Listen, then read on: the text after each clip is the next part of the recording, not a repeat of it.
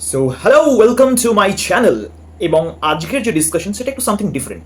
একটা শব্দ যার চার রকমভাবে অ্যাকচুয়ালি উচ্চারণ এবং কনফিউশন থাকে, বিশেষ করে বেঙ্গলি মিডিয়ামদের। তো প্রথম হচ্ছে loss. It means LOSS, loss. Loss মানে নুকসান, ক্ষতি হওয়া, like I have got a huge loss in this year. Okay.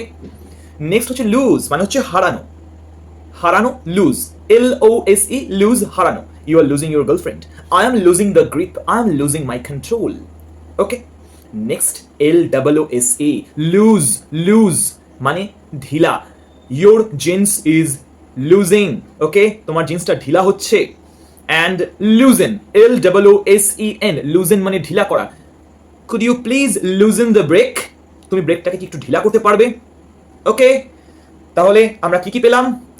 Loss, loose, তারপরেরটা লুজ, এস এর পরে একটু এমফাসাইজ হবে জোর দিয়ে, মানে ঢিলে।